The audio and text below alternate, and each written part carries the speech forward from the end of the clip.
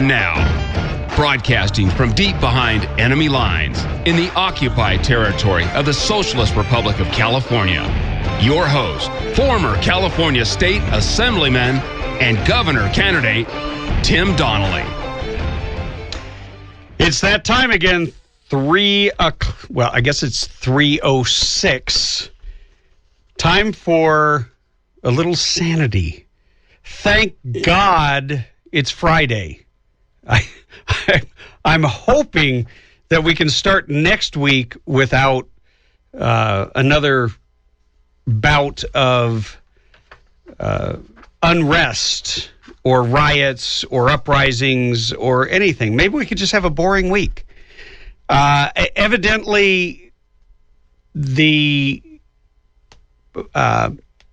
district attorney, the state's attorney in Maryland, has decided to charge 6 officers in varying charges that we'll get into here in a minute.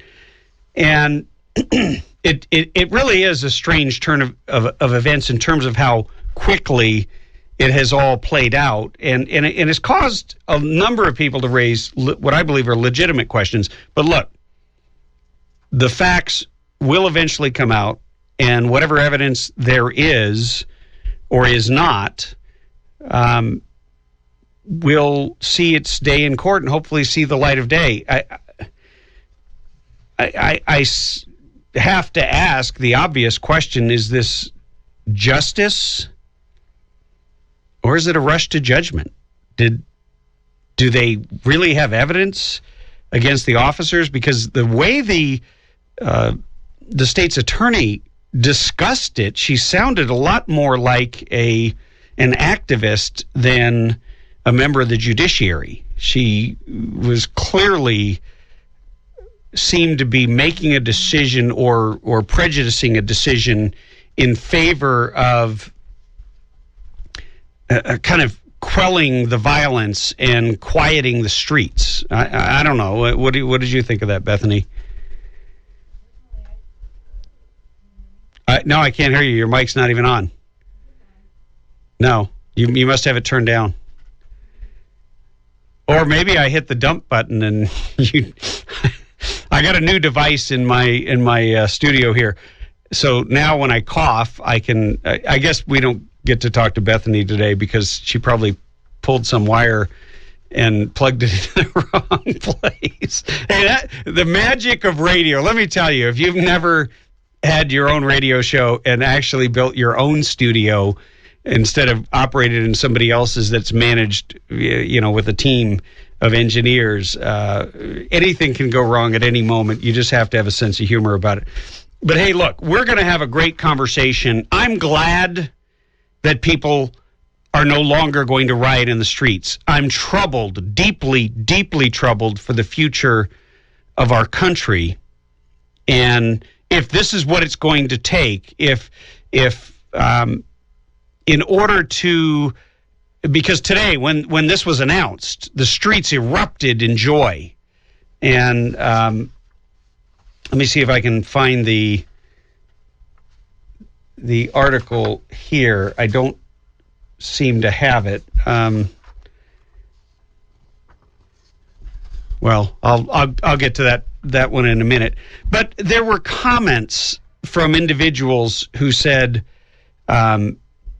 I heard that we are happy and therefore we can, we can stop in the streets. And there were a whole lot of really strange reactions given the fact that I found a story before that one even came out last night that I found was so counterintuitive. The headline is 5 shot Thursday as violence in West Baltimore surges. And we're going to be talking to the author of another article, 48 hours, 7 shot, 3 dead. But 5 people, 5 human beings were shot, 3 of whom died just yesterday. And they also found a man dead in a tractor trailer burned near the CVS. That was strange, and they're investigating that. That might have been a crime of opportunity where somebody has decided they wanted to get away with murder since the town was burning. Shortly after noon, they found a 22-year-old man shot in the head, a 23-year-old man shot in the stomach. By the way, there were no news cameras that came flying out because it was just 2 more Baltimore residents shot. Presumably, they were black, and more than likely, the people who shot them were black because statistics bear that out, and that's who lives in that neighborhood. The man who was shot in the head later died at a local hospital. The media never commented on it and didn't care. The man shot in the stomach is being treated, and the media still doesn't care. At 6 p.m., 2 men were reported shot in the 3800 block of West Garrison Avenue in the Dorchester neighborhood. Police said a 19-year-old man was shot in the neck and a 20-year-old man was shot in the abdomen. Both victims transported to area hospitals. Media still doesn't care to investigate because there were no cops involved. A 19-year-old man was shot in the back in the 1000 block of Mosher Street in Sandtown, Winchester at about 8:30 p.m. Earlier in the day, media had flooded the area after it was disclosed that the van carrying Freddie Gray had made a previously unknown stop there. But they didn't bother to show up to cover the young man who was shot. Also Thursday, police identified 2 men who were fatally shot on Wednesday. Andre Hunt, 28, of the 600 block of Wood Green Circle, was fatally shot in the 3800 block of Liberty Heights Avenue, and Davon William Johnson, 26, was killed in the 500 block of Edgewood Street. He lived in the block, police said, but since no police were involved in these altercations, nobody seems to care. Isn't that astonishing? Isn't that troubling that you could have this many people murdered? I don't care, by the way, if they're black or white. They're human beings. They were murdered by murderers. People who wanted to kill somebody else for whatever reason. But the rioters in the streets and the protesters, 2 different groups in my opinion, neither one of them cares about violence within these neighborhoods, most of which is black on black violence, because they can't blame it on the police. And I don't believe that the outcome of the events in Baltimore is going to be a rush to justice. Now, let me say that again. I don't think we're going to see a change occur across the country because there was so much pain and anger and I don't have the words, and you probably don't have a mic to give me any. Wow, she's in there shaking her head. We may have lost Bethany. She may just be completely off the reservation today. But I don't believe we're going to see a rush to justice. I don't think we're going to see a change in the police culture or the black culture. Meaning the next time, because these are not isolated. There's also not an epidemic the way people are saying. There's an epidemic of people being killed, but not all of them are being killed by the police, a relatively small number, even though if that's the only statistic you see on your TV screen, then it's a big number. If it's your loved one or your relative or your neighbor, it's the only thing that matters. I get that. But I don't believe the way that these convictions were extracted, they were extorted by not the protesters. Peaceful protesting would have been just fine if they'd done sit-ins and vigils and candlelight things that are relatively boring. Of course, the media doesn't show up to cover that stuff. I mean, some of the local media does, but it doesn't. It's not a national fervor the way it is when you start burning down the city. But did they have to burn down their own city to get the black state's attorney to work with the black mayor and the black police commissioner? Did they really think that there was going to be no investigation and no justice? I don't know. I'd love to know what you think, but we're going to be talking with A.W.R. Hawkins, who's written an article on this. And we're also going to switch topics and talk a little bit about the assault on your gun rights and one story that is just going to leave you scratching your head. 323-746-TALK, 323-746-8255 to get in on the conversation.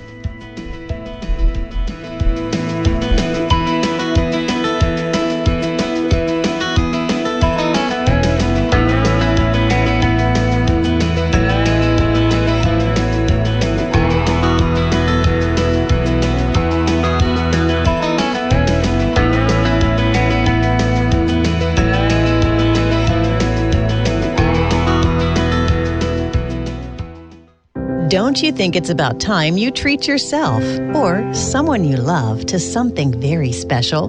Well, Ozell Jewelers, the finest jewelry store in the high desert, is known throughout the high desert for having the largest variety of fine-looking jewelry and gifts for every special occasion. Ozell custom designs and manufactures their own jewelry, so you'll be able to find exclusive, one-of-a-kind, stunning styles you won't find anywhere else in Southern California.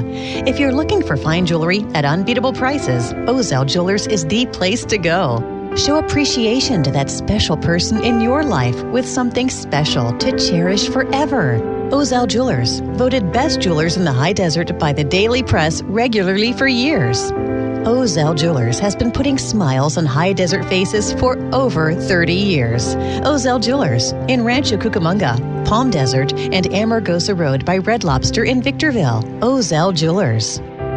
Hey, if you like shooting as much as I do, you've probably been to a lot of ranges. Unless you visited Burro Canyon Shooting Park, you've never seen anything like it. On the way there, you'll find yourself taking pictures as you traverse the majestic Azusa Canyon and wind your way up into the Angeles National Forest.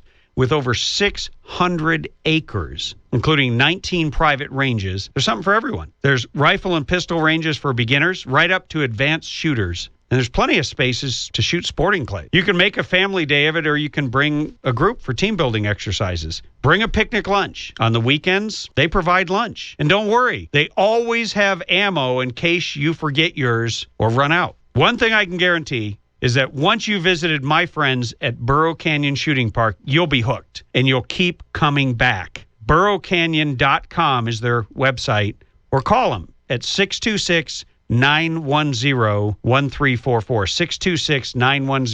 626-910-1344.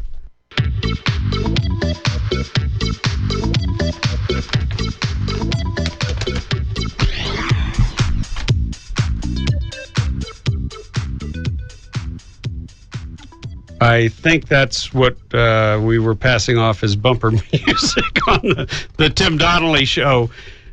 We are streaming live. First of all, we are broadcast on the Radio Free California Network, streaming live at timdonnellyshow.com. And hey, if you have something to say, 323-746-TALK, 323-746-8255.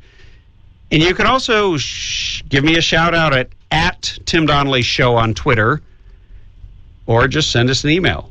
We're also on Facebook, and those links you can find at timdonnellyshow.com. But right now I want to get to my guest, who has written an article on what I was just starting to talk about. And it's rather extraordinary. First of all, A.W.R. Hawkins, Dr. Hawkins, welcome to the Tim Donnelly Show. Oh, Tim, great to be with you, and thank you. My pleasure to have you on. And, you know, most of the time, you and I have talked many, many times about our Second Amendment, and we will talk about that even today. But, You wrote an article about the extraordinary surge of violence that was literally completely ignored by the media in the aftermath of the Baltimore riots. Right. You know, and the shootings where you had two people killed Wednesday. I don't know if anyone reported it. You know, I know the local paper did, the Baltimore Sun.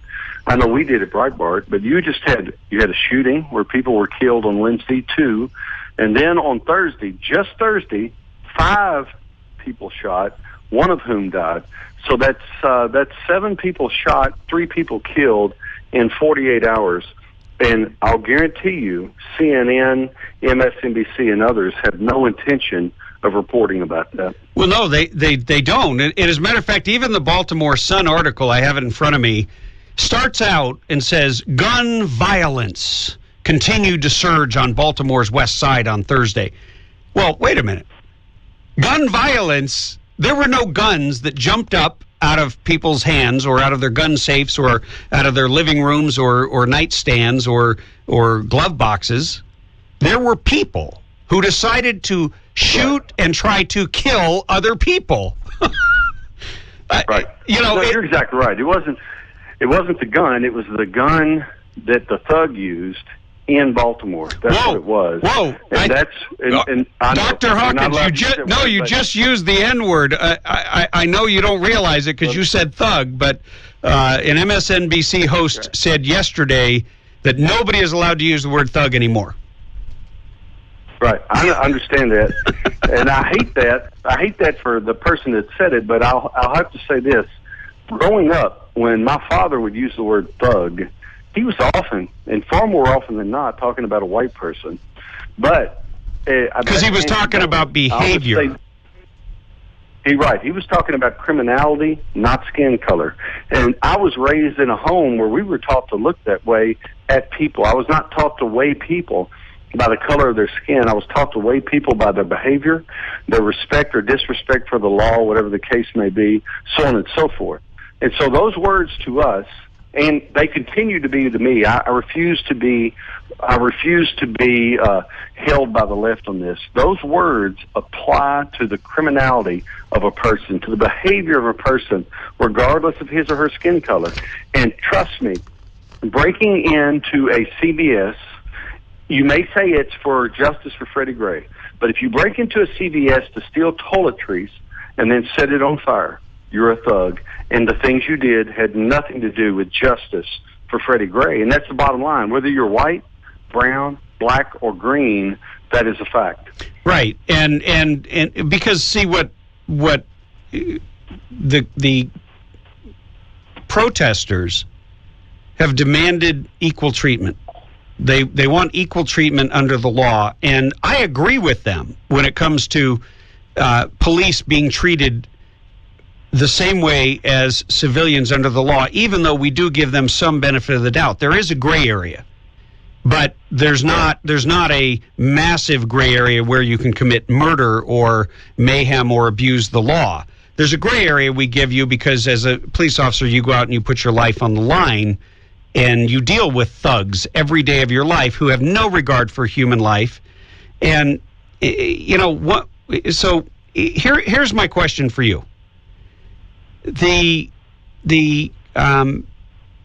comment of I finally found that article I was looking for earlier of people who were rejoicing in the streets now that 6 officers have been charged with crimes that the state's attorney can't seem to really describe. She hasn't said what they did, but she's definitely charged them with some version of manslaughter or murder. One individual said, if we'd kept quiet, I don't think they would have prosecuted. Well, we're never going to know that, are we? No, we're not going to know that. And there are so many things in this that there are just so many what ifs in this that let me just say this, Tim. Here's the deal. If the police did something, either via omission or commission, either via negligence or purposeful action, if they did something that caused harm and ultimately death to this gentleman, I understand somebody being charged for it. I do. Here's the problem I have. This gentleman was arrested on April 12th. He died April 19th. He had surgery. There are a lot of different people touching this gentleman, doing things. I'm just going to be honest with you. I don't quite understand how you can ascertain that these 6 police officers, what they did, how they did it, so on and so forth. I think the gray area here is unbelievably large, and I think I don't understand. I think you're right, Dr. Hawkins. I got to stop you there. Can I hold you over to talk about guns next? Oh, sure.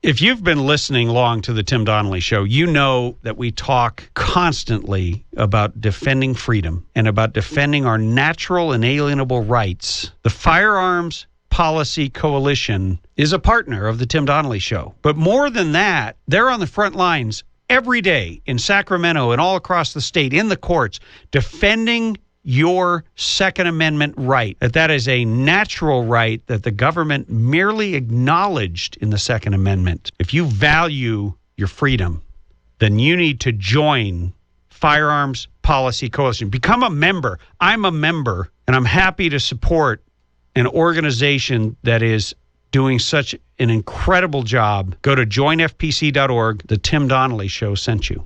Or go to timdonnellyshow.com and click on the FPC link to make it easy. But whatever you do, join today.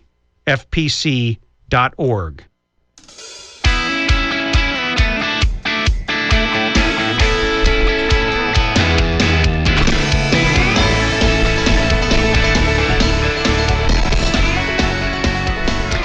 And we are talking the Baltimore riots aftermath. Is it a rush to justice or a rush to judgment? With Dr. A.W.R. Hawkins, who is a celebrated columnist with Breitbart. And we're also going to talk in a minute here about the decision by the is it the 7th District Court? Right, 7th. Yeah, the 7th District. This is a crazy decision. But I wanted you to finish up your point, because you started making a point before the break, and I wanted you to have a chance to just finish it and close that out. Well, my point was just simply this, that Freddie Gray was arrested on the 12th. He died on the 9th. That's 7 days later. During the course of that time, he had surgery. He had other medical treatments. I don't know besides surgery what he had. But I'm just saying, I also don't want to go after doctors. That's why I'm careful to say anything. But what I'm saying is there are a multitude of people who touched, moved, cut on, operated on Freddie Gray between his arrest on the 12th and the 19th. And I wonder if the accusations or charges against the police are some type of scapegoating. I mean, I'm just saying that is an option. There are so many options here. There's also the option that the police were wrong. That is an option. Well, certainly, I'm scared to go after the police here. That's what I certainly think. When O.J. Simpson was accused of murder, a huge part of the black community thought it was a rush to judgment, and they thought it was scapegoating, and they were blaming him because of the color of his skin. And my concern is, did the riots and taking to the street and the threat of more violence, did that extort the process? And was this my concern? Yeah. Was this the quick way out? Because look, there's nothing quick about justice. But one thing is certain, that all of us, I believe, all of us from either or any of the sides, let me not say either, because I think there's many sides to this issue, but from any of the sides of this issue, all of us who are well-meaning want justice. Some of us are more patient for justice than others, and some of us are more frustrated and angry. And I don't think that story is going to go away anytime soon. But I do think we learned a little bit about it on this show over this past week. But let's switch gears here, because I know you mostly for being an expert and a real, excuse the pun on your name, a hawk on the Second Amendment. Right. And there's this case where the 7th District has adjudicated in a case involving the city of Highland Park, Illinois, and they've said that it's the 7th Circuit Court of Appeals. My apologies. Another constitutional principle is relevant. The Constitution establishes a federal republic where local differences are cherished as elements of liberty rather than eliminated in a search for national uniformity. And he goes on to, let me see if that's where it is. Yeah, here it is. By prohibiting a class of weapons commonly used throughout the country, Highlands Park's ordinance infringes upon the rights of its citizens to keep weapons in their home for the purpose of defending themselves, their families, and their property. And those are the justices who disagreed with it. But the actual decision was based on feelings. If you feel safe by banning certain types of weapons, then that's okay. And that's sort of a judicial principle, according to them. Right. Well, I'll tell you what tells you everything you need to know about this case, and what tells you everything your listeners need to know and my readers need to know. And that is this: in the majority opinion, they state in the majority opinion, I'm writing this up for this weekend, that the Second Amendment creates the right to keep and bear arms. You don't need anything more than that. The Second Amendment creates the right to keep and bear arms. That means that our right to be armed for self-defense is ultimately a right that the government gives us. And if that is your view, if your rights, rather than being God-given, if your rights are government-given, then this decision makes perfect sense. And it makes sense that any locality, municipality, or state can step in and limit your ability to defend your life. And that's what we have to understand. When the 7th Circuit Court ruled, that was the basis of their judgment. And they actually ruled that the McDonald decision in 2010 upholds their perspective. What's crazy is the McDonald decision was completely opposite of that. The McDonald decision said the city of Chicago could not ban handguns. Right. That was the whole point. So the court is upside down completely, but they literally cite the McDonald decision to say that the Second Amendment creates the right, and they forgot somebody when they did that, and that was God. Our founders argued that our rights are God-given, and that means that they transcend government, and they transcend government opinion, and that's important. Yeah, and it was this Judge Frank Easterbrook who went into and described the McDonald decision, and then essentially says that a ban on semi-automatic guns and large capacity magazines, if a ban on semi-automatic guns and large capacity magazines, what the liberals and the left like to call assault weapons, as if a hammer can't be an assault weapon, or a car, reduces the perceived risk from a mass shooting, and if the public feels safer as a result, that's a substantial benefit. You know what? That is such gobbledygook. We don't base our natural rights, as you were saying, on feelings. They either you have a right, and that right is a natural right that comes from the Creator, or it is something, if it's just a dispensation of government, then it can be taken away by government. Right. You have natural rights, you have arbitrary rights.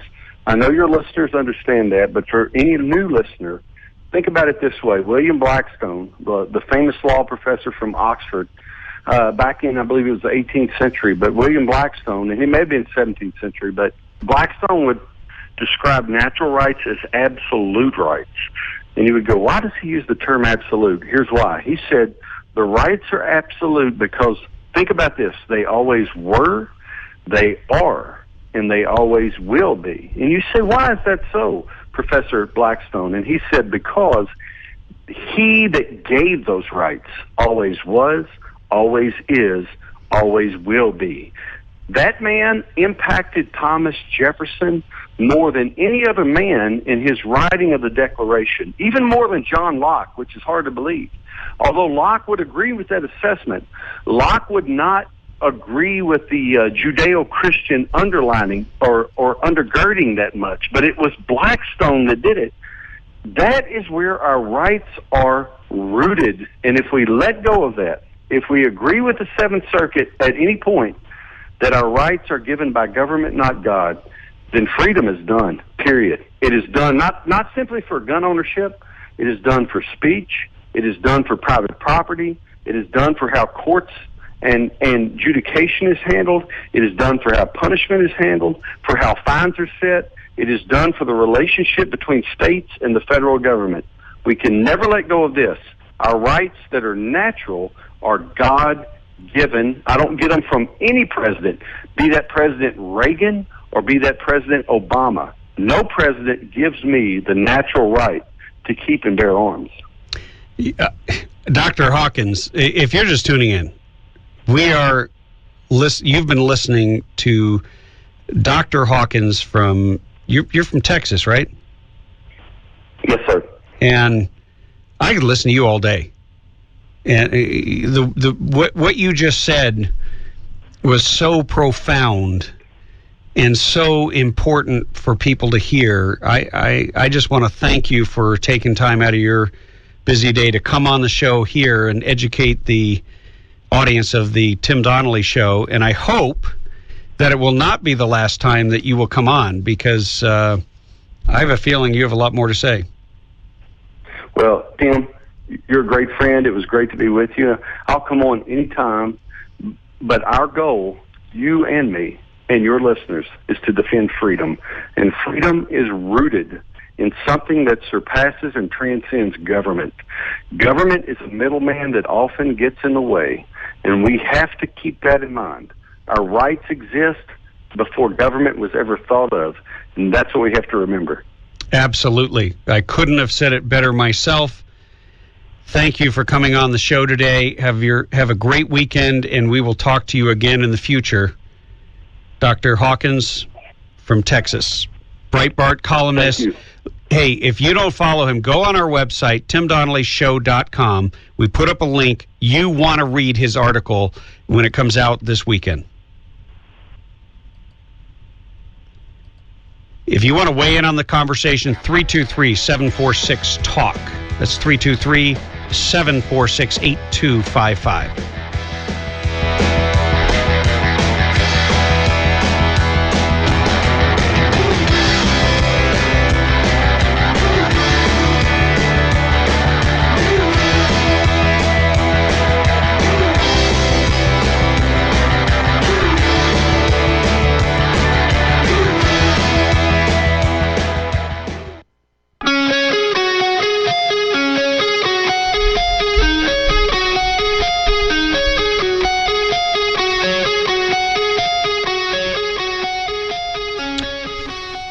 Thank God it's Friday, and we are just about finished with the first hour of the Tim Donnelly Show on the Radio Free California Network, which streams live at timdonnellyshow.com. And I was serious when I said that I could talk to Dr. A.W.R. Hawkins all day long. I mean, the guy, well, I don't know if I would be the one talking. I think it'd be better if he did. He's just absolutely brilliant. You know, when he writes, and he's a columnist for Breitbart, he is so brief and so direct and so clear and concise. Concise is the right word. It's extraordinary. And he will be writing an article about the implication And it was interesting because he and I have never talked about what my show is about. I just invited him on, and he put it into such great words. Bethany, if you ever get your microphone fixed, maybe we can have a conversation, but you need to pull that man's words from the last segment, and we will be rebroadcasting them at some point. And of course, if you miss a show, or if you're just tuning in and you say, man, I wish I would have heard that guy because I wanted to know what the 7th District Circuit Court was doing, this insane decision on the Second Amendment, saying that it's okay to ban assault weapons based on feelings. And, excuse me, I'm not going to use their terms. Assault weapon. It's a short code term that the left uses to make firearms sound more dangerous than they are. Every firearm is a dangerous weapon, period. End of story. They're all assault weapons because if you use them to assault people, otherwise they're just firearms. And it was so hypocritical of the Baltimore Sun to open up an article, some reporter named Justin Fenton, who wrote, gun violence continued to surge on Baltimore's west side on Thursday. Instead of saying, in other news that was completely ignored by CNN and Fox and everybody else who was out there in the streets trying to capture the dramatic images of the riots, uprising, protest, whatever you want to call it. But 7 people were shot in 48 hours and 3 are dead. 2 on Wednesday and 1 on Thursday. And yet people literally burned down their neighborhoods over the death of one man. Only because the police were involved. And I think that one thing that could be good if it came out of this is if the black community would begin to look at its own pathologies a little more honestly and be a lot more critical, just as many people have been critical of the police. And many people have been critical of the political establishment and should be. I'm always critical of the political establishment because anytime you've had anyone in power for too long and when they have absolute power, they are corrupt. They have been corrupted because that's just the nature of the beast. And it's our duty as citizens to hold them accountable. It is the duty of every single citizen, regardless of their skin color in Baltimore, to hold their mayor accountable. And when their mayor went out and said, hey, we're going to give people room to destroy, space to destroy. What she did is she told the cops to back down. And numerous other stories have covered this. But the net result was police officers were unnecessarily put at risk and injured. The public, the people that the police are charged to protect, were put at risk. All for political correctness. That mayor needs to be held accountable, just as those police officers need to be held accountable, and anybody else that might have been involved. But we don't know. All we have right now is an accusation and a charge. That is not the same as saying they're guilty. So let the process play out. We will be on the front lines covering it. And hopefully you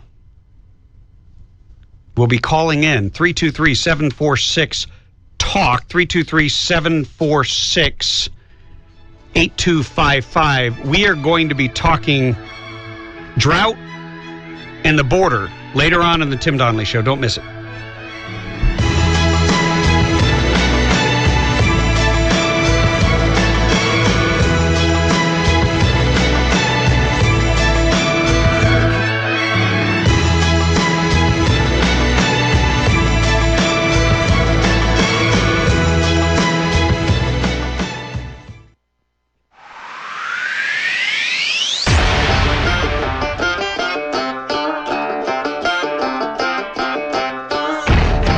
And now, broadcasting from deep behind enemy lines in the occupied territory of the Socialist Republic of California, your host, former California State Assemblyman and Governor candidate, Tim Donnelly. Hey, if you're just tuning in to the Tim Donnelly Show, what's the matter with you? What have you been doing? We know what Bethany's been doing, trying to frantically fix her microphone so she can weigh in. So that means that while she's not on the air, you could be. 323-746-TALK. That's 323-746-8255 for those of you who are driving. By the way, just program it into your phone. You know you're going to be listening every day. You know something's going to either make you really happy, enthusiastic, or tick you off. And that's when you need to call in. And by the way, check out our website. We've got a great website. If you've missed some shows, click on the previous shows tab at timdonnellyshow.com. And you can engage with us on Facebook and Twitter. We want to hear from you. As a matter of fact, we're going to talk to Heather from San Diego. Heather, welcome to the Tim Donnelly Show. Hi there. Thank you so much. Wonderful. Now, you, Bethany, said that you wanted to talk about SB 277 and that you are with the California Coalition for Health Choice. Yes, sir. And I'm one of the media contacts for the coalition. And so one of the things I do is go through and they say, reach out to these folks. And someone said Tim Donnelly. So I did that and they put me right through to you. So here I am. Well, it's kind of ironic, because what I can tell you is, yes, I am in favor of choice. I am one of the only members of the Assembly back when AB 2109 came through, because I saw that as an assault on religious liberty, on personal freedom, and on the government basically getting between you and your child. And that's a very, very, what I believe should be a private, protected space, as long as you're not committing a crime. But when it comes to determining what vaccinations are appropriate for you and your family in terms of dealing with a ton of information out there, some of which is conflicting, I went through the same process, and I wanted to have a choice. And less than 4% of Californians actually opt out. And they don't opt out of every vaccination. There's all this hype and these talk show hosts who say, well, if you even believe that measles vaccination should be optional, then you're an idiot. Well, you know what? I think they're idiots, because they're terrified of something on the one hand, that they want to give complete control to the government to keep your kids out of the schools with a forced vaccination. And then on the other side, they don't mind letting armies of illegal aliens come into the state with God knows what diseases. And in fact, we just had train loads and truckloads, and soon we're going to have plane loads of children who are being brought illegally into this country with the further assistance of our own government. And mind you, they don't have the manpower to screen them properly. So if you're worried about being exposed to diseases we wiped out, you will be. But it won't be from a handful of parents who have a serious problem with the side effects of vaccinations. Does that answer your question, Heather? Yeah, that's fantastic. And now I'm listening to you, and I'm wondering if I can ask you another question. One of the things that we're seeing... I'm still thinking about that. I do not recall if I said whether or not you could ask me another question. Absolutely. Go ahead. What do you got? Well, for a lot of us in the coalition, this is our first run with politics, right? I mean, a lot of us this is a grassroots organization, and this is the first time we've had cause to step up to anything major like this with regard to politics and really get involved with senators in the Senate and following the hearings. And so one of the things that we've consistently seen is this it's been really frustrating, and we've seen, sometimes, and I'm going to be frank, a little bit of dishonesty that takes place in the hearings, short answers when a long one is required. We all know what happened in the Education Committee. We won, and then they said, well, let's do this thing where, you get another week, and then we'll change all the members, and we'll do this dance, and it's really weird. And so for those of us who are unfamiliar with it, we're sort of going, what is going on? Where we met one-on-one with these senators, and they're saying, we hear your concerns with this bill. And 1 week they voice their concerns, and the next week they act as if their tongue has been removed. Well, what Heather, is going on? Heather, they were very happy to see you go. That was all that they were there for. They didn't, most of them, if they said anything, it was to placate you. If they said anything that sounded positive to your ear. But let's review what this case is about. Because we've really shifted gears from, what were we talking about earlier? Riots and guns. But the bottom line is, what we were talking about in the first hour was justice. In the second segment there, we were talking about your natural rights. And it really doesn't matter if you're talking about your natural right of self-defense or you're talking about your natural right to determine what's right for your child. First of all, children are a gift from God, not the state, not the government.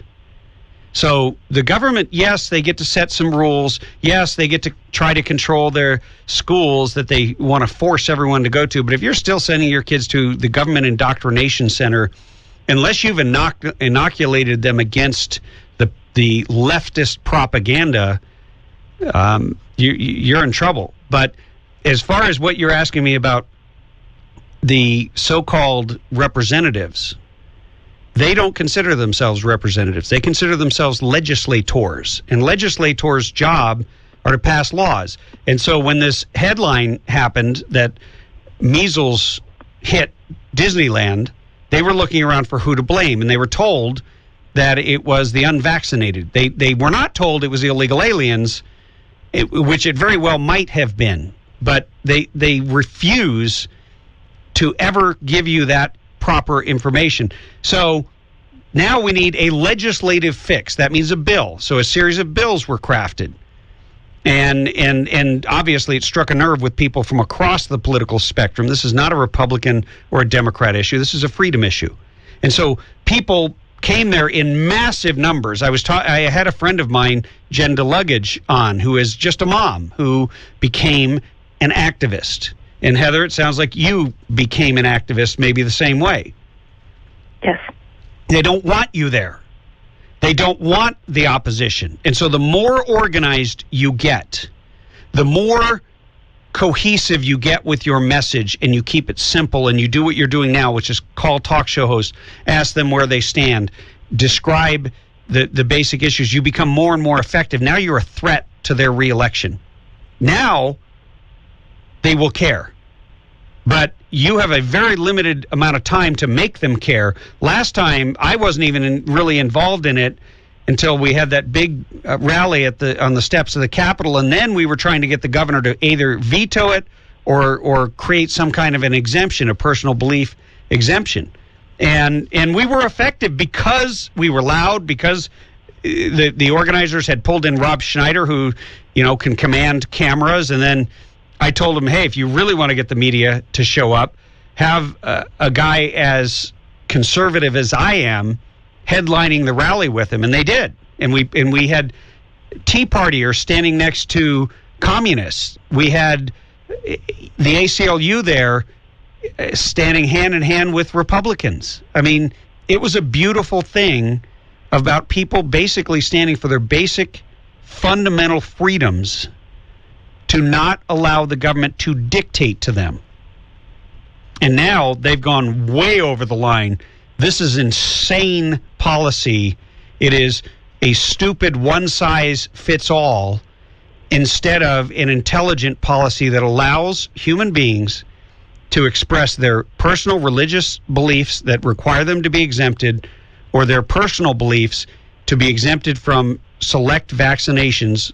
And some people want to be exempt from all vaccinations. And it's a small enough number that it doesn't threaten the herd immunity of the rest of the herd. I hate that they describe us as a herd. But anyway, that's my answer. I hope that I hope you find that helpful.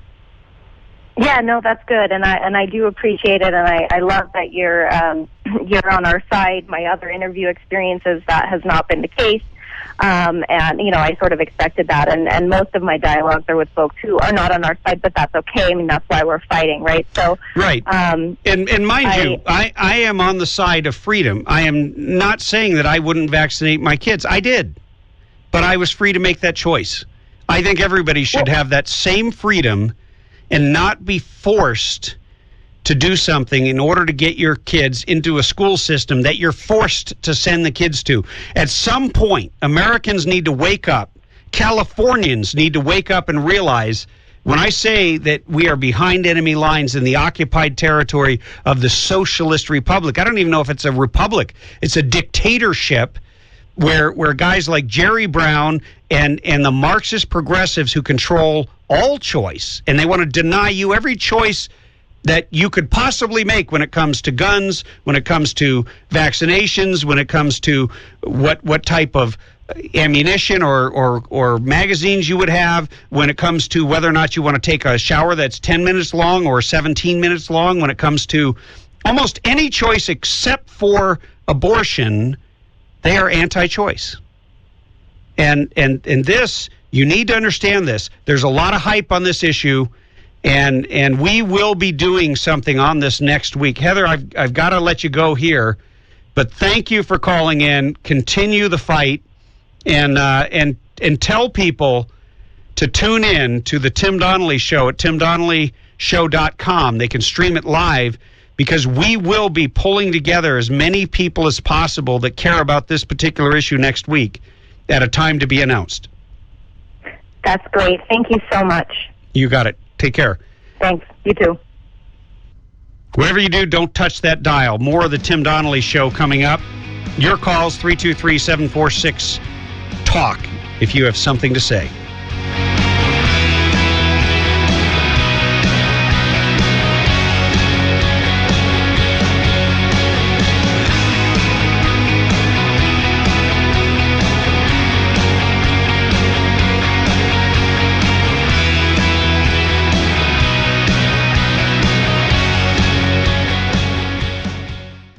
Don't you think it's about time you treat yourself or someone you love to something very special?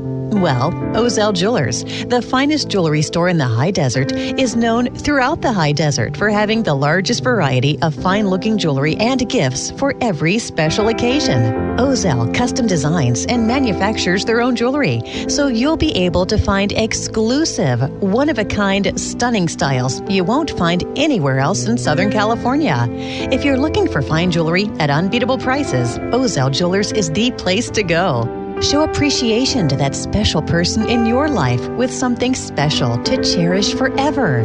Ozell Jewelers, voted best jewelers in the high desert by the Daily Press regularly for years. Ozell Jewelers has been putting smiles on high desert faces for over 30 years. Ozell Jewelers in Rancho Cucamonga, Palm Desert, and Amargosa Road by Red Lobster in Victorville. Ozell Jewelers. Hey, if you like what you've been hearing on the Tim Donnelly Show, then support it. If you own a business, we have a tremendous audience, not only on air, but also online. And we've got a great social media presence, and you can participate in all of that by simply picking up the phone and calling 760-244-4444. That's the office line to Bethany, who can schedule you to come in and record your own commercial, or you can send us a script and I'll read it. Whatever you do, you got to act now, because your future customers are my loyal listeners.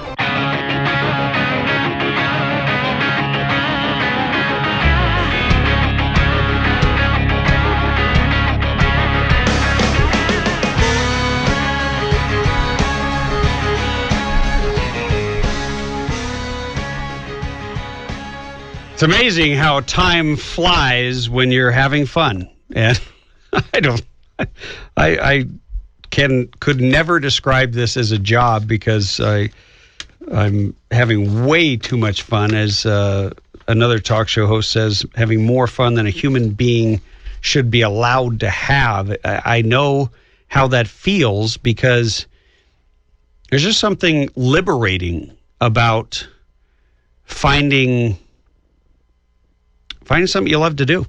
And I love talking about issues. I told my wife a long time ago that I wanted to talk for a living. And, I meant to open the show. If I was an organized person, I'd be dangerous. But I meant to open the show with a little history of May Day, because today's May 1st. And I'll never forget when I was home. I was actually homesick with the measles back in North Carolina. And there was a knock on the door, and there was a little girl selling flowers, and she was selling them for some, I don't know what the cause was, but my mother refused to buy them. She said, I won't support socialism. I was like, okay. And she told me about the socialist labor movement. But May Day was the big day of protest back in the 1870s to fight for the 8-hour workday. I mean, crazy as that may sound. What I got excited about as a 9-year-old was the fact that it was only 8 days from my birthday when I heard that little girl selling flowers. And I thought, oh, great, it's May. You know how when you're a kid, time it either flies by when you're having fun or it ticks by excruciatingly and takes forever. Your birthday takes forever to get here. Yes, Bethany is laughing in the booth. I guess I'm going to have to do a play-by-play because she refuses. I think she broke her microphone. As a matter of fact, you know what? I think if you believe that Bethany broke her microphone, I want you to call in at 323-746-TALK. And talk for her because she's just, it's like she's mute now. And, oh, there, I could finally hear the laugh over the soundproofing. But seriously, it was kind of refreshing to have somebody call and take me on to another topic because I'll admit, I don't want to talk about the same thing every day, but we will always talk about what matters and we'll always talk about what's timely. It's just part of the nature of a talk show. But I love hearing from individuals who refuse to accept the government's intrusion into their lives. And Dr. A.W.R. Hawkins, it's really hard. Try to say that name 2 or 3 times in a row. Dr. A.W.R. Hawkins. He was so eloquent. I wish there was a way you could grab his clip and replay it right now. But instead, you'll just have to go to timdonnellyshow.com and hit previous shows. That won't be up there until later tonight. But he said, the cause that you and I are both fighting for, the reason for your show, and the reason I do what I do is to defend freedom. And it really is that simple. There's nothing more important, I believe, at this time in this country than understanding the threats to your liberty and then joining the resistance, saying, I will stand up and be counted. So anything to do with issues particularly affecting Californians, the drought. Here the drought has been used as a reason to take away more freedom and to infringe private property rights and to essentially dictate how we're going to live. We're going to do whatever Jerry says or we're going to be fined into compliance. Well, we're Americans. We don't accept threats from our government when the government has no business blaming us for its own failures. 323-746 talk, 323-746-8255. After this break, we are going to be talking to Tim Foley of the Arizona Border Recon about what's really going on your border. You don't want to miss it. Stay tuned.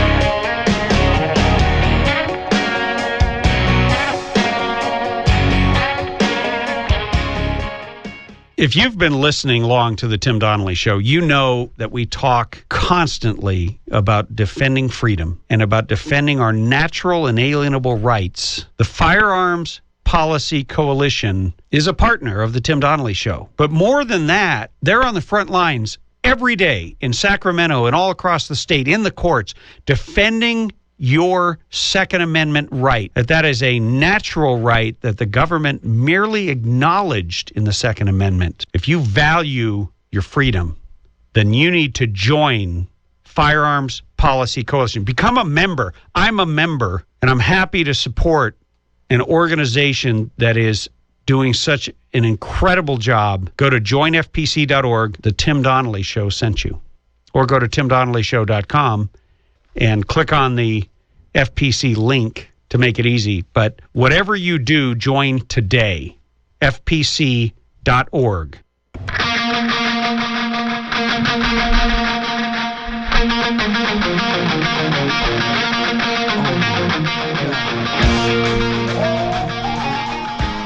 Well, here we are at the tipping point. Halfway through. But you know what? The better half may be coming up. We certainly have, by the way, if you're just tuning in, you are listening to the Tim Donnelly Show on the Radio Free California Network, where it streams live at timdonnellyshow.com. And you can always go to timdonnellyshow.com to get information on our guests, to connect on any causes or anything that we are working on. You can also go to our Facebook page and Twitter. It's easy to connect all from that one single website. Right now, I am going to bring on the line Tim Foley, who is with the Arizona Border Recon. Tim, welcome to the Tim Donnelly Show. Thank you, Tim. Hey, you and I were talking a little bit yesterday, and the reason I wanted to bring you on initially was a story that turned out to be a farce, so we won't waste any time on that. But there's a whole lot of things going on along the border, and just like our earlier coverage of what's gone on in Baltimore, the media seems to miss the larger story half the time. And so give me an update. What is our border secure? Is everything fine? If you listen to Jay Johnson, the DHS secretary, he seems to think everything's great. Obama thinks everything's great. The only thing we need to do is pass a full mass amnesty, and maybe we can just let the Border Patrol go. I don't know. Yeah. I've been down here for 5 years, and we're a legitimate organization. We're not a militia or anything like that. We're a non-governmental organization. We're even licensed in the state of Arizona. In my 5 years down here, we've noticed that it's actually getting more violent as time progresses, because they're seeing that the people like Jay Johnson have handcuffed Border Patrol. Right. And they... a few years back, the armed escorts that would come across with the drugs would drop their weapons and run.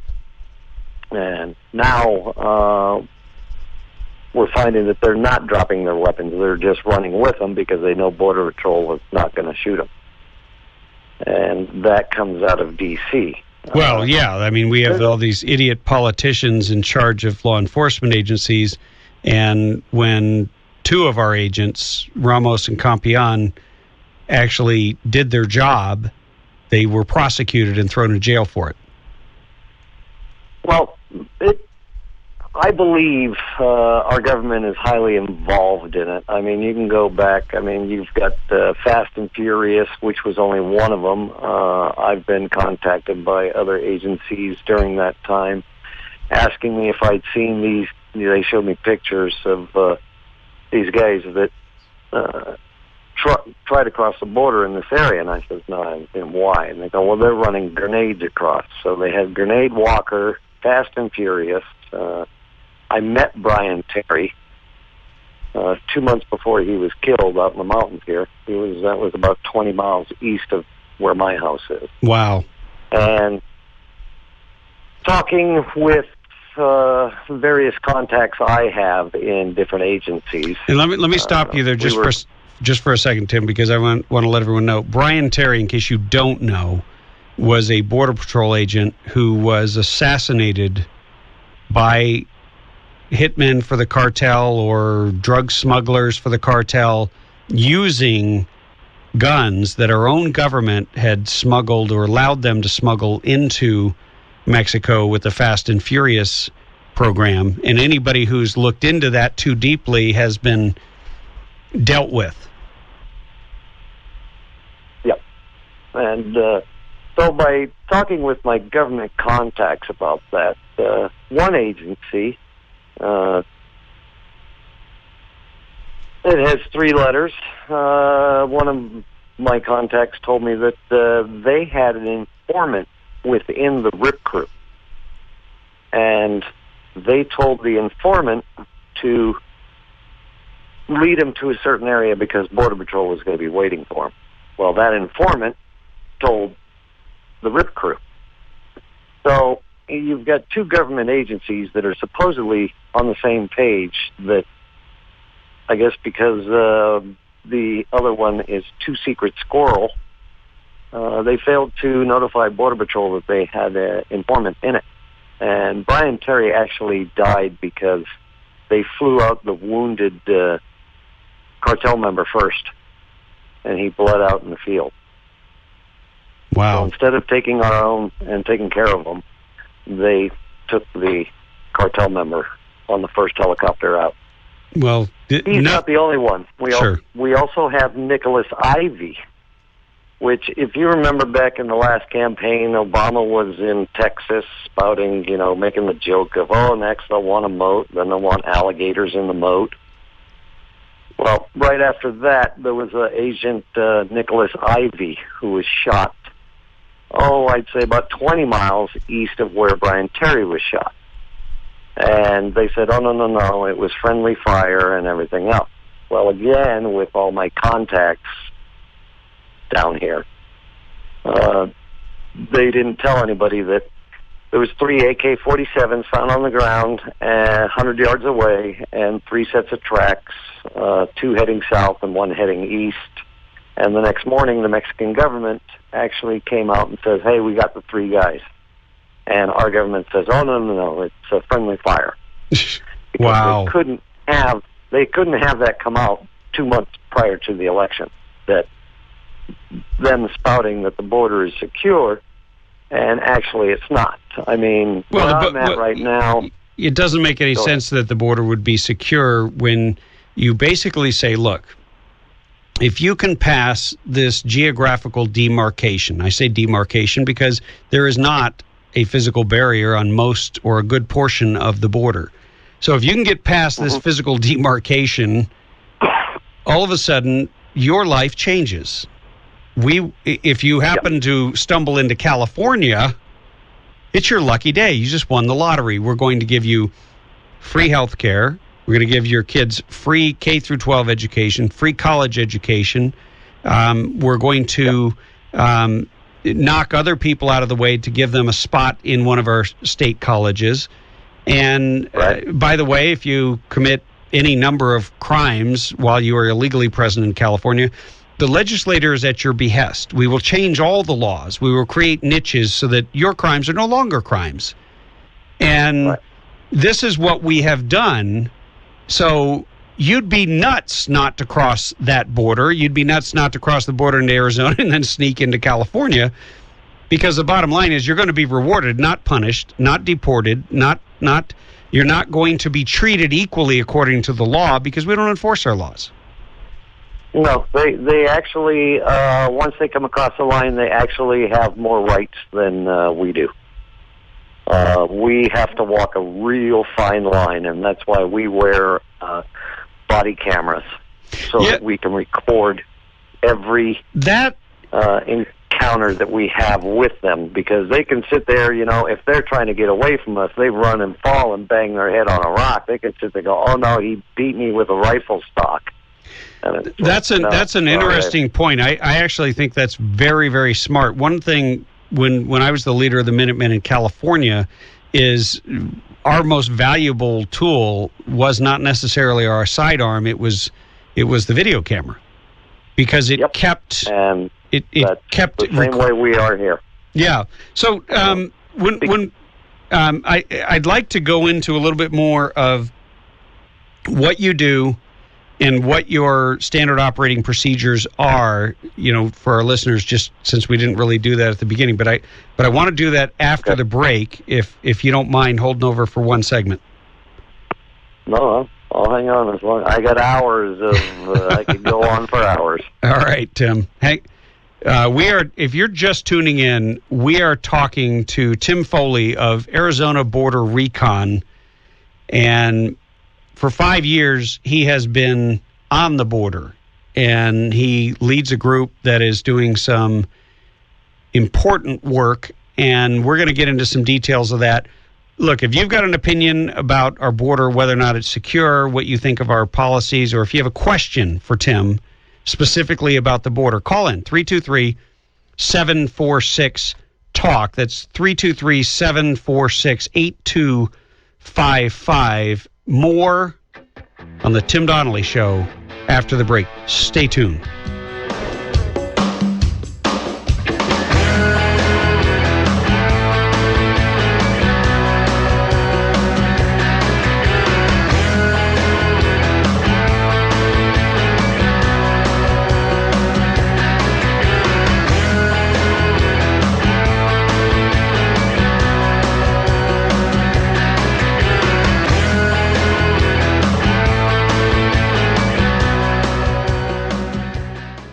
Hey, if you like shooting as much as I do, you've probably been to a lot of ranges. Unless you visited Burro Canyon Shooting Park, you've never seen anything like it. On the way there, you'll find yourself taking pictures as you traverse the majestic Azusa Canyon and wind your way up into the Angeles National Forest.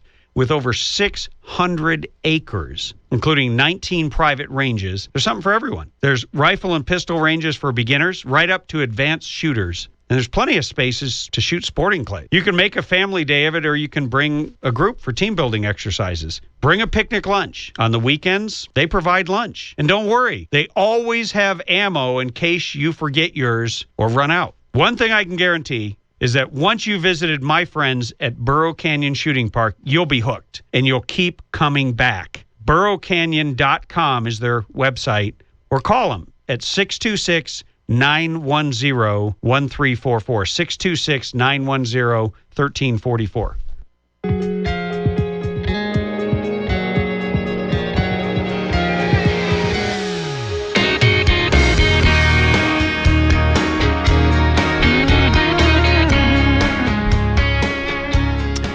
I guess no one loves you, Bethany. No one called in to speak for you. See, look, you're trying to turn on your mic and say something, and you're mute. I hope that they just don't mute my mic, but I definitely hope they never mute Tim Foley's mic, because I enjoy the conversation that we're having, and I appreciate the work that you're doing there in Arizona. Tim Foley, if you're just tuning in, is the leader of the Arizona Border Recon. And Tim, tell our listeners about your group, your procedures, and what you guys actually do. Not what the media says you do, but what you actually do. Okay. We are, like I said, we're all volunteer. We are not a nonprofit, or we don't have money coming in from anywhere. I've been sustaining this. I cashed out my pension, and we've been living on that and operating on that for a while now, and it's getting low. But what we do is, like I say, we're an all-volunteer organization. 98% of my guys are all former military or law enforcement. We've all taken an oath, and the oath doesn't end when we leave our positions, prior positions. And what we do is let me just pitch your website for a second. You've got a great website, which is ArizonaBorderRecon.org. And there's a link up at TimDonnellyShow.com. You really do have an impressive website. And by the way, there is a button there to donate. So if this is something that you want to support, people could donate if they wanted to, right? Yeah. We have, we're on ArizonaBorderRecon.org. We're on Facebook. We're on Google+. We're on all social media. We post everything. So what do you guys do? What do you actually do? What we do is we provide real-time intel to Border Patrol, to the U.S. Forest Service, and other various agencies out there that work in our area. So you observe and report. Yeah, and also because, like the name says, Arizona Border Recon, we do a lot of reconnaissance. We try to cover 600 square miles of the border. And in that 600 square miles, we've already GPS'd 75 scout locations within Arizona. Hey, Tim, are you willing to take a call from a question from a caller? Sure. Great. Hey, Joseph, we only have 2 minutes, so I want you to ask your question. You might have to hold on over the break, okay? That's fine. Welcome to the Tim Donnelly Show, by the way. I'm glad you called back. Yeah, well, I listened to you. Our birthdays are almost the same. Oh, really? I guess you're almost the same as I am. All right. Well, what is your question or comment? Not a question, Tim. You know what? First, I wanted to say that against that mayor. You know, I'm an ex-con. If I did something wrong, I got caught. I paid for it. For her to hold back to let the police get hurt because she said to stand by or stand down, that wasn't right. You know, she should be accounted for that. Also, look, when I was in the state prison, I got kicked out of San Quentin. Went to Folsom. I did a lot of time. When I hate to say this, but when the black get together, they try to run things and they don't get them over. Yeah. Well, I gotta stop you there because we're up against a break. But if you want to stay on, we'll continue the conversation over the next break. It's up to you. What do you think? Stay on.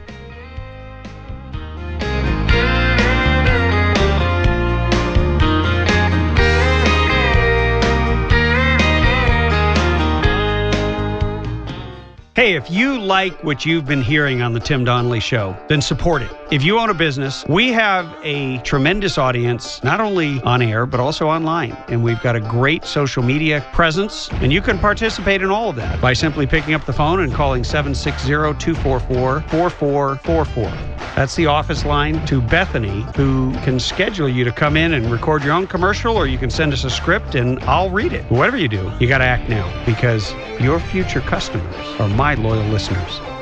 Don't you think it's about time you treat yourself or someone you love to something very special? Well, Ozell Jewelers, the finest jewelry store in the high desert, is known throughout the high desert for having the largest variety of fine-looking jewelry and gifts for every special occasion. Ozell custom designs and manufactures their own jewelry, so you'll be able to find exclusive, one-of-a-kind, stunning styles you won't find anywhere else in Southern California. If you're looking for fine jewelry at unbeatable prices, Ozell Jewelers is the place to go. Show appreciation to that special person in your life with something special to cherish forever. Ozell Jewelers, voted best jewelers in the high desert by the Daily Press regularly for years. Ozell Jewelers has been putting smiles on high desert faces for over 30 years. Ozell Jewelers in Rancho Cucamonga, Palm Desert, and Amargosa Road by Red Lobster in Victorville. Ozell Jewelers.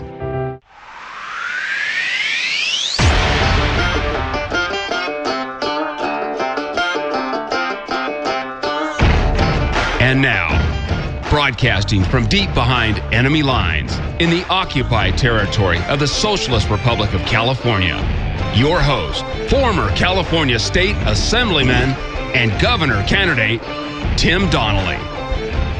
I don't know where the time goes, but thank God it's Friday.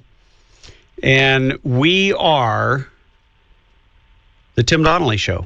Radio Free California Network is where we broadcast, and we stream live at timdonnellyshow.com. Hey, we've been having a great conversation with Tim Foley of the Arizona Border Recon, and they have a website, arizonaborderrecon.org. It's a great website, actually.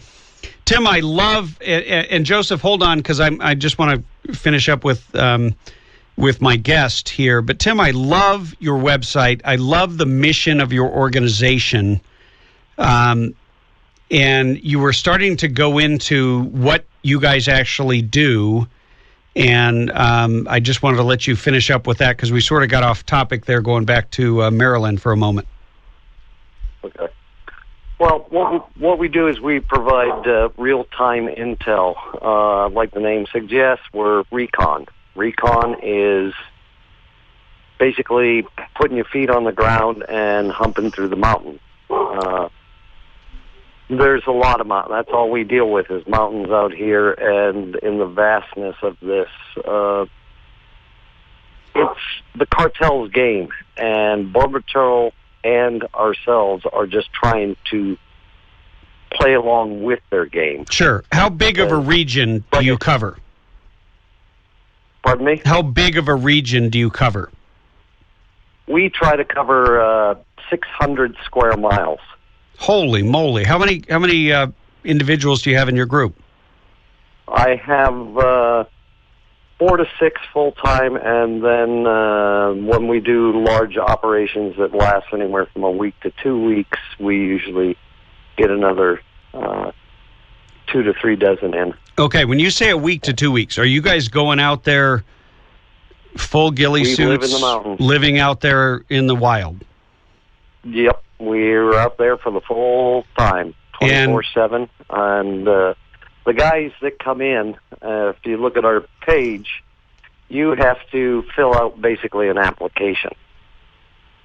And we ask for everything that an employer would ask for. So you vet people very seriously to make sure that we do have a guy who comes out who is a convicted felon, and he let us know, and we checked, and it was right. And he comes out and sits out with us, but he only holds a spotting scope so he can help us see.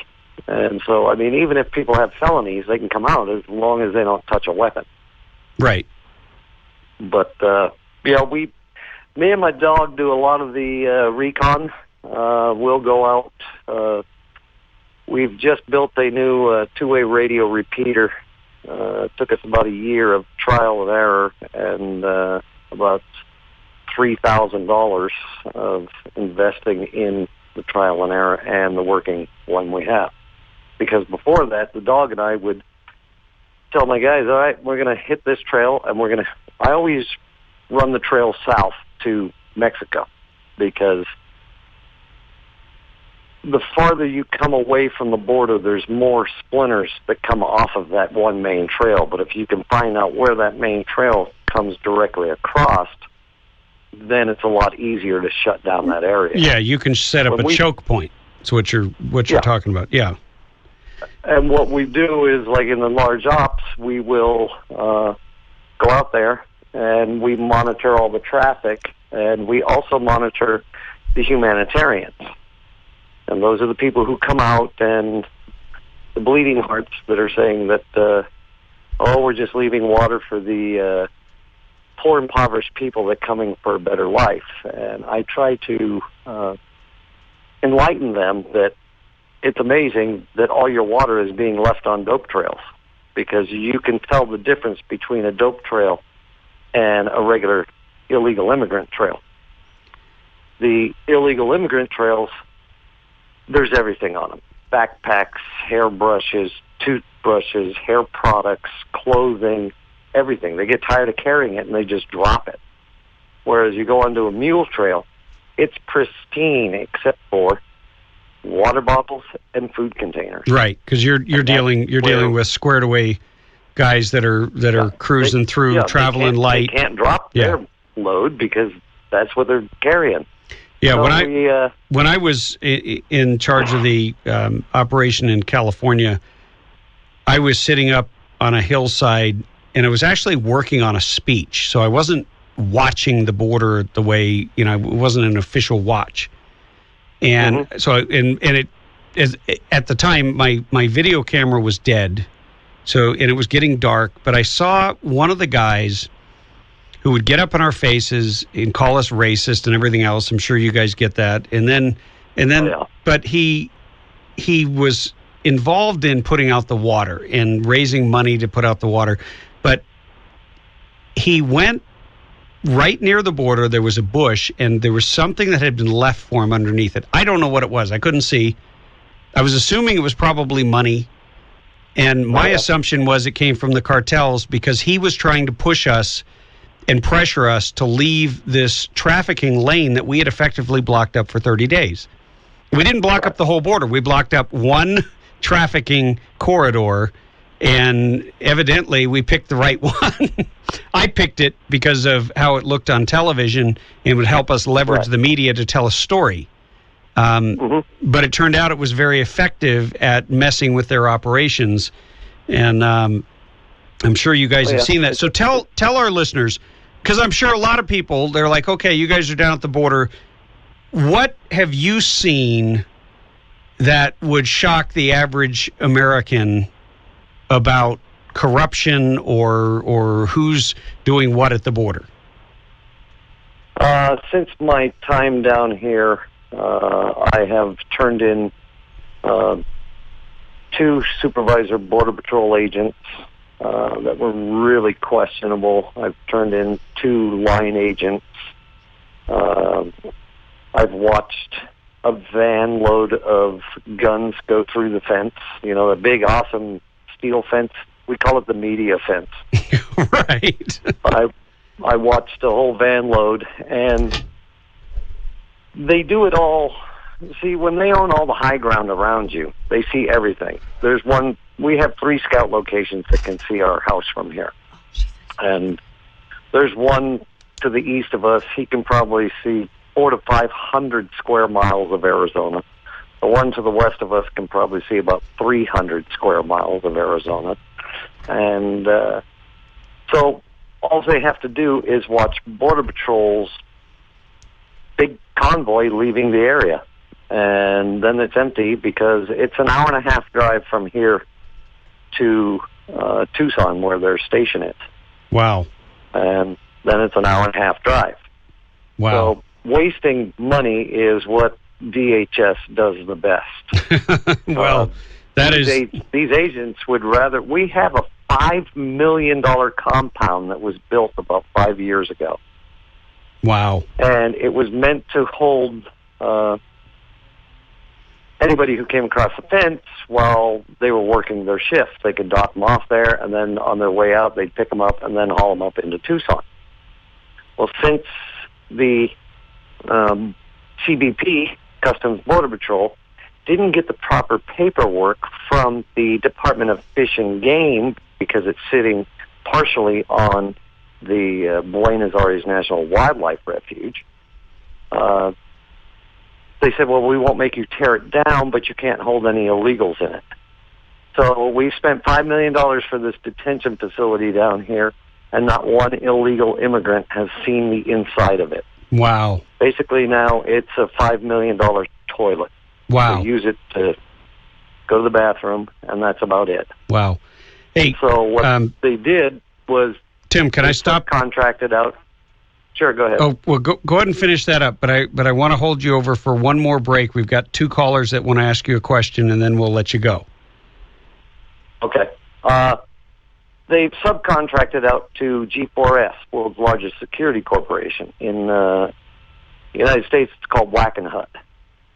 And so now they park vans and buses in different spots around on the roads, and it's a $250 million a year contract. Wow.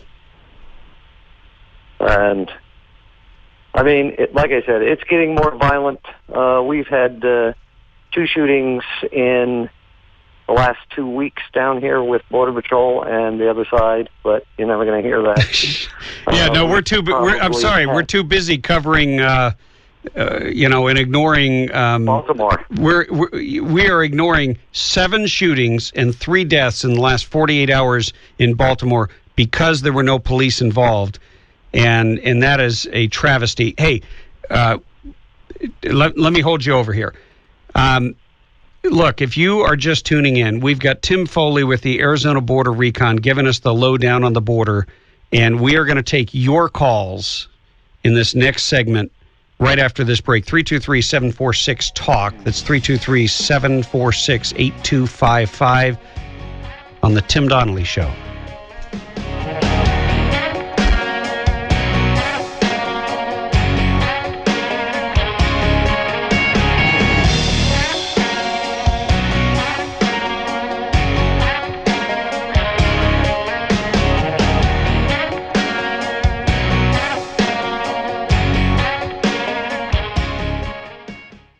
Don't you think it's about time you treat yourself or someone you love to something very special?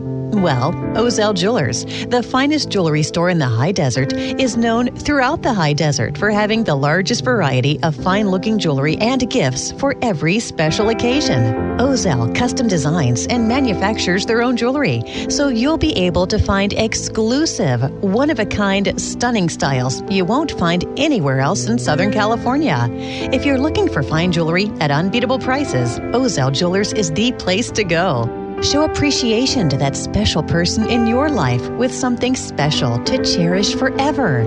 Ozell Jewelers, voted best jewelers in the high desert by the Daily Press regularly for years. Ozell Jewelers has been putting smiles on high desert faces for over 30 years. Ozell Jewelers in Rancho Cucamonga, Palm Desert, and Amargosa Road by Red Lobster in Victorville. Ozell Jewelers. Hey, if you like shooting as much as I do, you've probably been to a lot of ranges. Unless you visited Burro Canyon Shooting Park, you've never seen anything like it. On the way there, you'll find yourself taking pictures as you traverse the majestic Azusa Canyon and wind your way up into the Angeles National Forest. With over 600 acres, including 19 private ranges, there's something for everyone. There's rifle and pistol ranges for beginners, right up to advanced shooters. And there's plenty of spaces to shoot sporting clay. You can make a family day of it, or you can bring a group for team building exercises. Bring a picnic lunch. On the weekends, they provide lunch. And don't worry, they always have ammo in case you forget yours or run out. One thing I can guarantee is that once you visited my friends at Burro Canyon Shooting Park, you'll be hooked and you'll keep coming back. BurroCanyon.com is their website, or call them at 626-910-1344, 626-910-1344.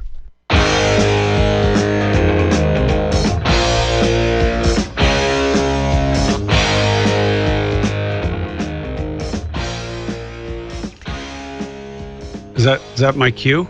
Am I supposed to start talking again? Sorry. We're just having too much fun here at the Tim Donnelly Show. Hey, we have been talking with Tim Foley of the Arizona Border Recon, and we're going to bring on one caller to join into the conversation and ask a question. Norel, welcome to the Tim Donnelly Show. Thank you for having me. No, great. It's great of you to call in. You have a question for Tim Foley. I do. I'm just curious. I, a couple of months ago, watched a documentary called The Border States of America. Are you familiar with that program? heard of it. Okay. I actually just assumed that we had something like a prison wall on our border states, where there was clearly something huge with the metal at the top and all that. And I was shocked to find out people's backyards just ended, and then, let's say, for example, the Mexican border began. It doesn't seem as though our government is that interested in securing the border. And so I'm wondering, is there anything that an average person, an average citizen could do to bring awareness to the situation? Because, I thought I was pretty much in the know, but that documentary just blew my mind on how easy it is to just walk up. So is there an organization? Is there a way of volunteering? I just feel like such a small fry. We're always looking for help. There's other groups out there, but they're not as rigorous as us. We do, like I say, we do background checks and everything else to make sure that we're not bringing in somebody who has an ulterior motive. Right. And, but yeah, 90% of where we patrol, there is no fence. Wow. I mean, that's amazing, and not a lot of support. That's what the documentary brought to light, was that the people who are on the border, whether they be policemen and things like that, they still have to police the city that they're running, and they don't have the resources to give additional people to just have the job of securing the border, and they don't get supported by the federal government. So basically you just run on volunteers, I guess, people who, out of the goodness of their heart, are willing to work. Yes, ma'am. Wow. It's so bad down where we are that I haven't even seen the county sheriff down here in over 2.5 years. Oh my goodness! Wow. They think the road that runs east and west, 46 miles north of us, is the end of their area of responsibility. Wow. And so it's just us and Border Patrol down here and the U.S. Forest Service. That documentary that you're talking about, Narelle, is actually, the narrator of it was on the show about a week ago, Nick Searcy, who is a well-known actor. I was at the premiere of it, and it was actually put together by the Tea Party Patriots, and it's available online for free. So if you don't know much about the border, it's sort of a primer on the border. But I want to bring Joseph back to the conversation, if you guys don't mind. Joseph, welcome back to the Tim Donnelly Show. Okay, Tim.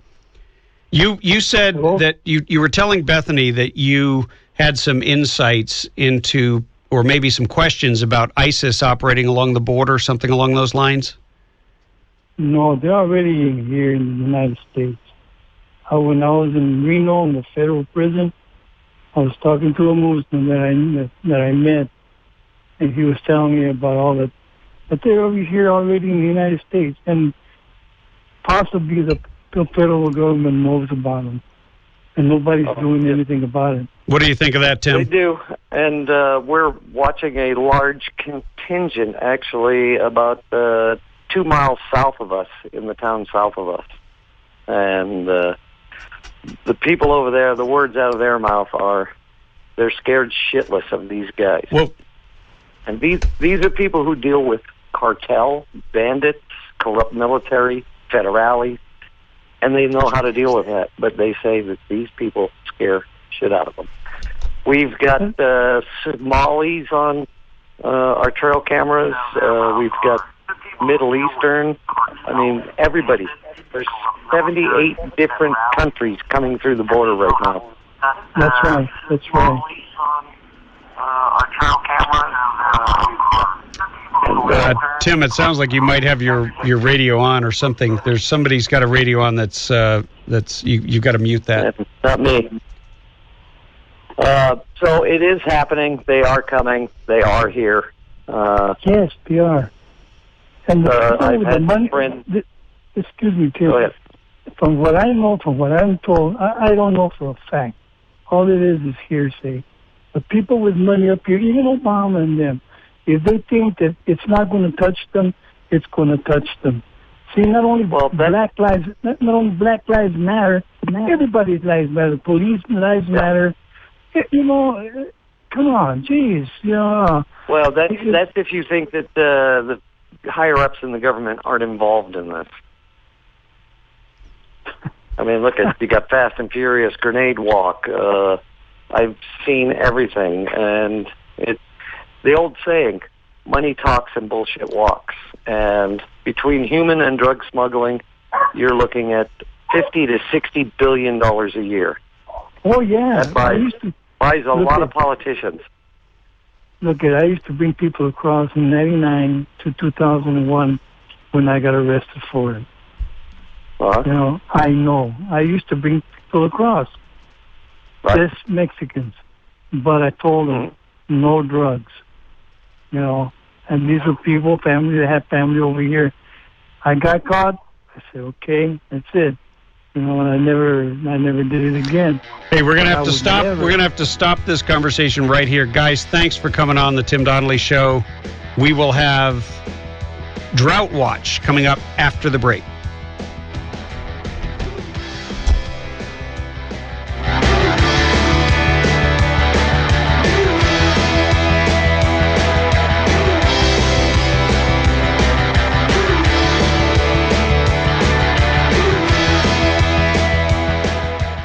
If you've been listening long to the Tim Donnelly Show, you know that we talk constantly about defending freedom and about defending our natural and inalienable rights. The Firearms Policy Coalition is a partner of the Tim Donnelly Show. But more than that, they're on the front lines every day in Sacramento and all across the state, in the courts, defending your Second Amendment right, that is a natural right that the government merely acknowledged in the Second Amendment. If you value your freedom, then you need to join Firearms Policy Coalition. Become a member. I'm a member, and I'm happy to support an organization that is doing such an incredible job. Go to joinfpc.org. The Tim Donnelly Show sent you. Or go to timdonnellyshow.com and click on the FPC link to make it easy. But whatever you do, join today. FPC.org. Liberty's in jeopardy. I will always do what's right. I'm out here on the front line, so sleep in peace tonight. American soldier. The week may be winding down, but the conversation here on the Tim Donnelly Show is just gearing up. And we have on the line, before I pull my guest on, I'm just going to take a quick call from Alan. Alan, you are in Hesperia, and you've got a complaint. Welcome to the Tim Donnelly Show, first of all. As a congressperson as well. And my grandson applied at Pollo Loco and was turned down. There's still a big hiring sign in front of the window, in one of the windows, and there isn't a white person working in there. I think that there are some companies in this country that prefer to hire Mexicans over American citizens. Well, and it's very, very disappointing. Yeah, your comment on the screen is that they prefer to only use Spanish-speaking employees, which, if that's true, and I know that there are companies who have stated that that's the case, you would think with all these EEOC equal opportunity lawsuits that somebody could say, hey, wait a minute, why should I be discriminated against as an American on the basis of a language that is not the actual language of the country, even though it's in broad use in California? Requiring Spanish to have a job just doesn't seem right. Hey, Alan, we're going to have to let you go because I've got my guest on, and we're going to switch to talking about the drought. But call in again, and I would take that to your elected officials, of which I am no longer one. But you've got a point there about the Spanish speaking. I will take your advice, Tim. I appreciate it. Take care. So we have been talking about the drought, and now are going to bring on somebody, actually Rich Marshall, who is in Siskiyou County. Hey, Rich, welcome to the Tim Donnelly Show. Thanks, Tim. Good to hear you. Yeah, it's great to have you on. Sorry we had to move things around a little bit, but I wanted to get your title because there was some confusion with my my guest booker, and we didn't want to be inaccurate. But you're in charge of a group, right? President of Siskiyou Water Users Association in Siskiyou County. Okay, and just for our listeners, Siskiyou County is up. You guys are right around like the Shasta area where Lake Shasta is, or just above that. Above that, we're actually north of that. Yes, Siskiyou County is the fifth largest geographical area in state of California, but one of the poorest counties. We didn't used to be that way, but the federal and state onslaught on our public lands, taking over lands and turning them into non-tax-paying lands, has made us one of the poorest in the state. Yeah, when I was up there and I met you when I was running for governor, one of the observations that you guys made and got me to see was by forcing all these ridiculous laws that might work in an urban area like Los Angeles, but by doing that and by taking control and denying people the natural resources that they need to make a living, they turned many rural counties in California into dependent counties rather than self-reliant. That's right, and of course the people who settled this area to begin with, and still here in great numbers, are very self-reliant, independent-minded people, farmers, ranchers.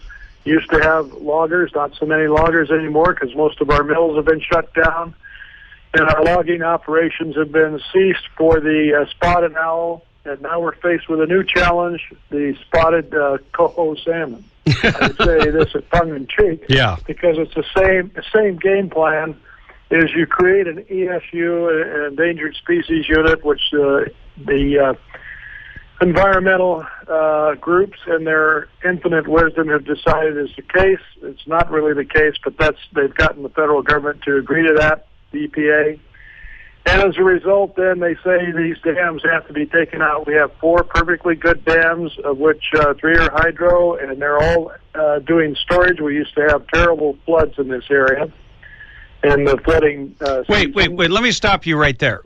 Yeah.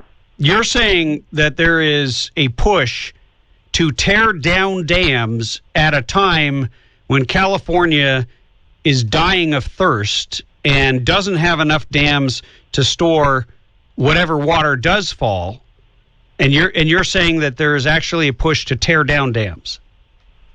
Yes, and let's put this in perspective. The Klamath River is a huge river. It runs 14 million acre-feet a year of water out into the ocean.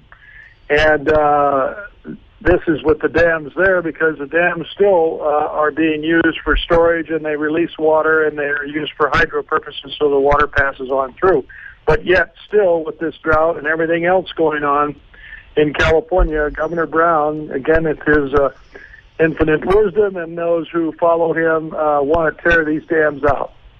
Yeah, there was a story that that I just became aware of earlier this week, that the Coastal Commission, which is an unelected board that has its members appointed by politicians, mostly the governor and other powerful positions that are held right now by Marxist progressives, have decided that they are actually earmarking money at the very moment that they are borrowing money to build dams and increase water storage, that they are going to tear down dams, including dams along the Klamath River.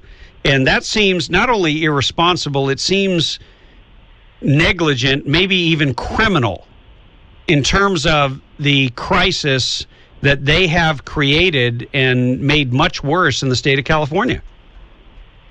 I agree with you completely on that. It's a schizophrenic proposition, isn't it? On one hand, you have a lack of water. On the other hand, you've got water you want to just send out to the ocean, which basically will be wasting this 14 million acre-feet a year into the ocean. Yeah, and this isn't the only place where they're doing it. They're doing it on all the rivers for different reasons. Steelhead trout in one place, as you mentioned, the so-called spotted coho salmon, or the infamous little tiny bait fish,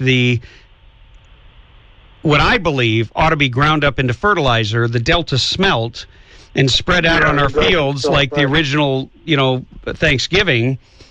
And then maybe we could start to have a rational water policy, but it's ludicrous. Once they get the status of endangered species, then the EPA and all of its minions will defend that creature to the nth degree, no matter whether it puts human beings and their livelihoods at risk or not.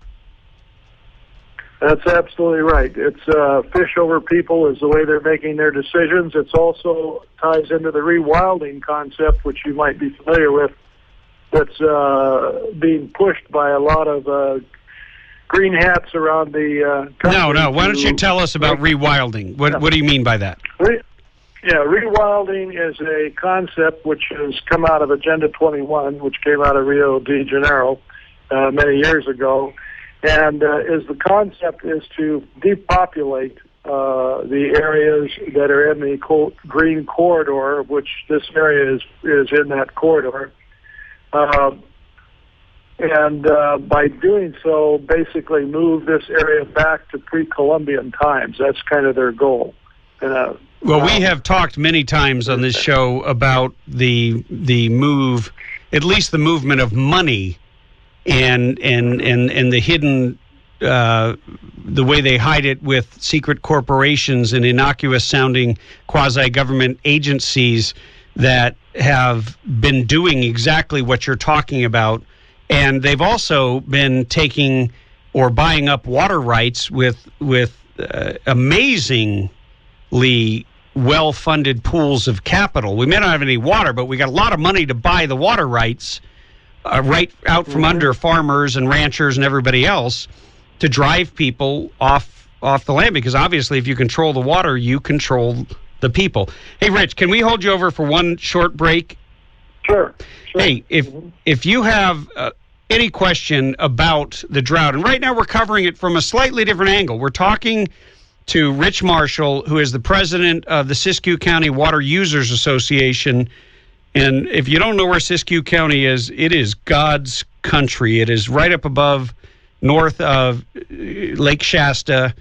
And these are self-reliant, independent people who, for generations, have made a living off the land. And now the government has made it impossible. Once again, the government has become the greatest threat to our future. If you've got an opinion about that, if you want to weigh in, 323-746-TALK, 323-746-TALK. Be right back.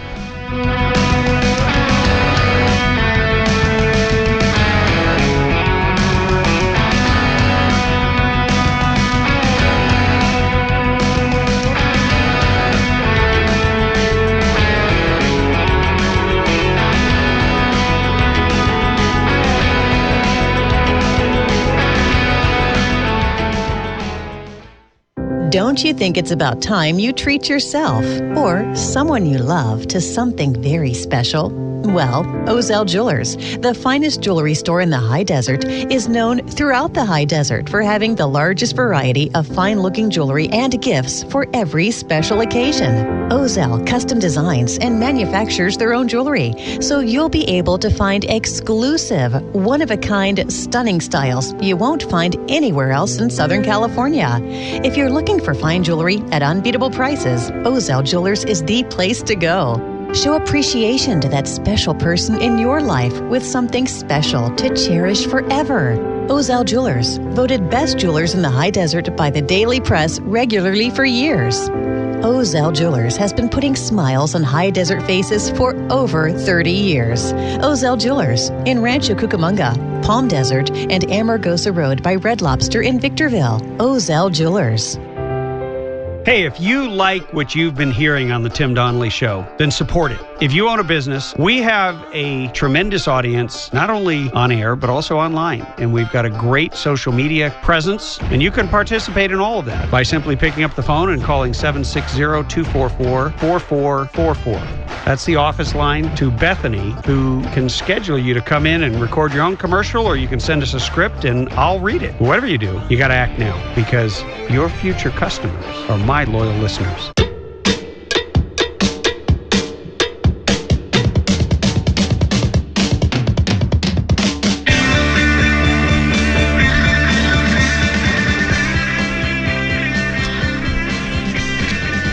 The 13th edition of the Tim Donnelly Show is almost in the can, but there's still time for you to have your say.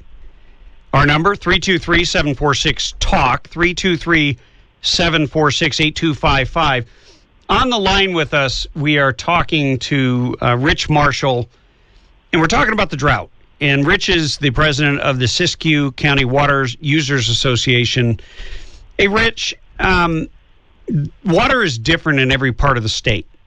So tell me, what if you had complete control over the dams, over all the policy? I know this is probably like a dream for you, to be able to control all the different federal entities and every government agency that has an excuse to have its finger in the dike or its hand in your pocket related to water. But what would you do with it, and how would Siskiyou County benefit and look different than it is right now? Well, that's pretty easy to spell out, actually, surprisingly. But first of all, the Siskiyou County, like many rural counties, needs to be given back its rightful property, which has been confiscated by the federal government, and give it back the forestry management for the area. We're the ones who suffer from the fires that aren't taken care of properly by the Forest Service because of overgrowing, which comes from the environmentalists, saying you've got to let the forest burn, baby, burn. And then on terms of water, though, let's talk about water for a minute, because that's a big issue for all of us. In terms of water, what should have happened is these dams, at least the Iron Gate Dam in particular, should be increased in height to provide us more water behind it, which then can be used to help not only alleviate the situation in Shasta Valley as far as water is concerned, but also improve the salmon population by having this colder water out of Iron Gate pipe down into the Shasta Valley. So that would be one thing. When you say pipe down into the Shasta Valley, I mean, I drove over Lake Shasta, I don't know, 3 or 4 months ago, taking my son up to Seattle, and I could not believe it. I've never seen it so low. Yes. Well, I'm not talking about Shasta Lake now. Shasta Valley is actually much further north than the Shasta Lake area that you're talking about. We're all talking right next to Oregon, basically, extreme northern California. But there are some very productive ranching operations up here, and also could be logging and forestry operations, mineral. So why do you need water for logging? Well, it's not water for logging. Those are two separate issues. But one thing about having a proper forest management is by thinning the trees out more than they've been done and not allowing to basically overgrow in the forest floor, you're going to have more water in the rivers and streams, which helps to answer the environmentalist problems about the issue of water flow for the fish. And then by having storage, additional storage, which we need in the wise men back in the 50s actually had a plan for Siskiyou County in this area up here to increase the number of dams, not decrease them, but increase them, to provide excess water storage capacity during times of heavy rains, which we do get, and snowfall, which we do get, and then save that water and put it into the aquifer system, put it into the stream system, all benefiting both farmers and fish. So there is a win-win potential here for everybody. But just tearing the dams out and contaminating the river, 20 million cubic feet of sediment, toxic sediment, will go down the river that toxic sediment will kill the fish and all aquatic life form that's in the river, the Klamath River. Well, it's what the government's trying to do is they're saying that we won't know till 2060 if the dams are taken out in 2020. They won't know for 40 years if taking the dams out was a success or not. They won't ever know. These are the same. These are the same people who said that Catalina, the island 26 miles off the coast of Southern California, is sinking, and we believe that it will be completely underwater in 3 million years, maybe. Hey, well, you know, the government and facts, they never met a dollar they didn't want to control. That's right. Spend, right. That's right. Hey, Rich, everything they get for. Rich, we really appreciate you educating us on this important issue. If people want to connect with you, we will have a link up on our website at timdonnellyshow.com. Thank you for coming on the Tim Donnelly Show today. Thank you, Tim, and thank you for pointing out this dichotomy between the drought and the fact they want to take the dams out. You got it. Hey, okay. This show doesn't happen just because I want it to. There are wonderful people who help me. And the first person I need to thank is my wife for letting me do this. My producer, Bethany Nosko, the Noskinator. Yes, we'll try to get her back on air. And Cassie Cassidy, John and Greg. Hey, guys, everyone, have a great weekend. God bless and Godspeed. We'll see you Monday at 3.